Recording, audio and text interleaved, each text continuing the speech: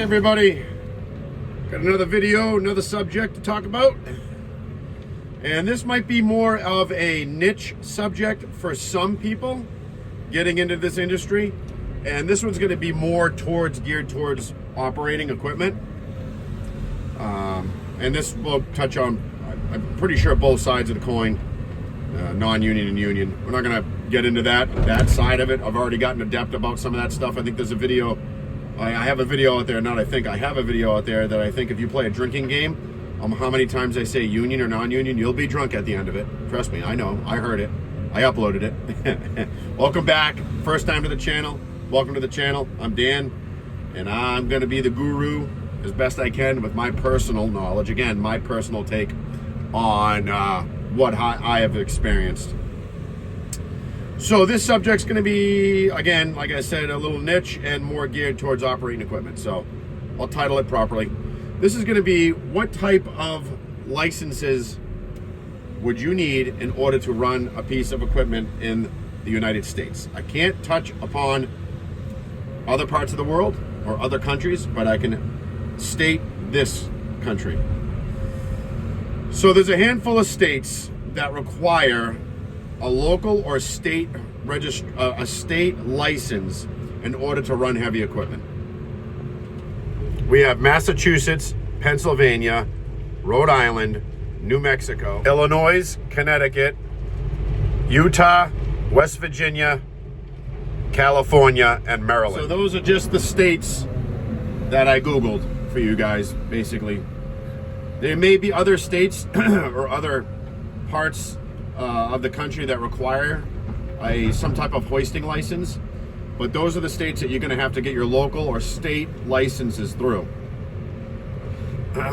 There is a federal license if you want to run a crane. I touched on that on last video. It's a national crane certification, and everybody needs that nationally in order to run a crane legally in this country. Abbreviation is an NCCCO. So in order to run a crane legally in this country, you need to obtain that license. I do not have that license. I could not elaborate on that license. I'll see if I can link a video. Maybe I can find somebody on YouTube that has some information on that. I actually follow a fellow YouTuber that is into cranes, has many years dedicated to that type of industry, and potentially he might be making a video in the near coming future. I'll leave a link in the description if he does. So, touched on the local licenses and the federal license. Also, what you need to obtain in most states is a medical card, and I can speak on behalf of Massachusetts. It's a DOT, a Department of Transportation medical card that you need to obtain to show the state that you're running equipment in that requires a hydraulic license that you are fit. So we're all overweight, most operators, so most, I say. The younger guys, not so much, but by the time you hit 40, you're gonna be overweight unless you go to the gym. So that license basically states your blood pressure, your vision, your hearing, overall health is good enough to run a piece of equipment, in layman's terms. So you need to obtain that. In the state that I live in, it's good for every 2 years, as long as you don't have corrective eye wear or high blood pressure. So you need to obtain that medical card in order to obtain a hydraulic license. Now I can just state that fact based on through the 3 states that I run equipment in the New England area: Massachusetts, New Hampshire, and Maine. So medical card, need to get that. Also, 99% sure this is a federal law that you need to obtain an OSHA card. Either it's OSHA 10 or an OSHA 40.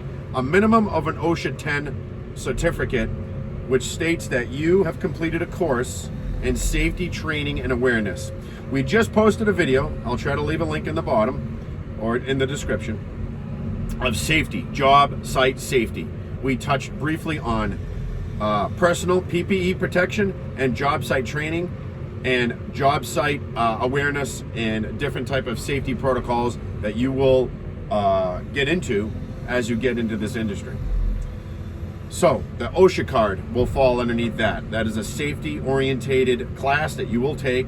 It's 10 hours, hence OSHA 10, or you get the OSHA 40, which is a 40-hour course which certifies you under the OSHA laws. Do I know the laws? No. Do I know like some, if I look them up, I know them, but I'm not going to ramble off any type of numbers here in this video. But yes, you need to get an OSHA 10 card. So to preference and to summarize, to run equipment in the United States, there's a handful of states that require them. Hydraulic license or hoisting license, same thing. The whole country requires you to get a national certificate for crane safety. We touched on that. An OSHA card, whether it's a 10 or a 40, you're going to need to obtain that. And some states require a federally mandated DOT, Department of Transportation medical card. So those are some of the licenses to get you into this field. Also, on a side note, before we wrap this up, a driver's license is a must. If you do not have your driver's license, you cannot run heavy equipment in most states. I'm pretty gonna throw a dart at the dartboard here and say that's 100% of the states. In order to obtain a hydraulic license, you need a driver's license. You don't need a CDL, particularly to run heavy equipment, but in smaller outfits, which we've touched on in previous videos of getting into construction companies, a CDL, commercial driver's license, will help you in the long run to get to where you want to be sitting in a piece of heavy equipment, if that's what you're trying to do. And you wouldn't have clicked on this video if you're not looking to get into operating. So, moot point, but just need to say it. So CDL will help you in your ventures of getting and obtaining a hydraulic license. So, in conclusion, you need some licenses to run heavy equipment. I'm not going to reiterate that, so I hope you guys enjoyed the video. If I missed something, leave a comment down below. I'll get back to you, and we can pin your comment if it's worthy. And I always take suggestions from my viewers on the next video. So please leave that comment down below. Like, share, subscribe, hit the bell, and I'll see you guys on the next one. Stay dirty.